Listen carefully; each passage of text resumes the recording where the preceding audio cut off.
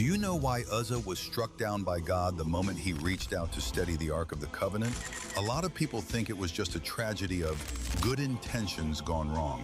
But very few stop to ask what boundary God was actually protecting. 2 Samuel and 1 Chronicles record it clearly. That day King David was bringing the Ark back to Jerusalem, but they didn't follow the law. They didn't have the Levites carry it on their shoulders. Instead, they copied the Philistine method, placing the Ark on a brand new cart as if it were just a valuable piece of furniture being transported.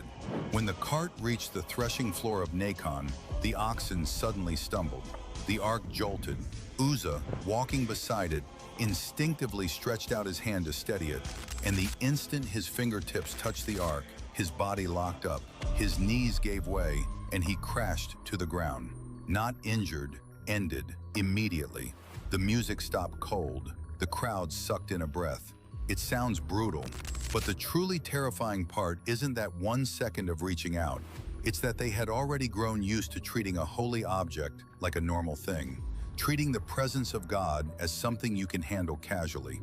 God had made it plain. The Ark was not to be touched by human hands, and it was not to be hauled on a cart.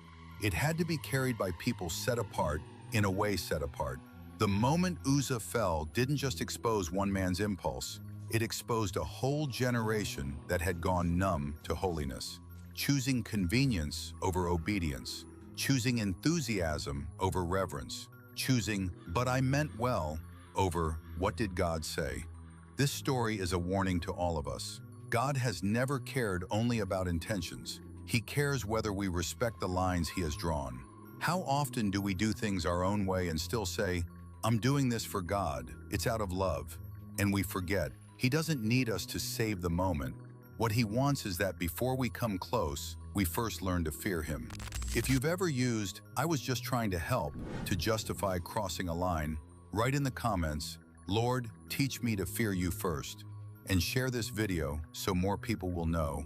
In the presence of God's holiness, the first thing that needs to be restrained is our hands.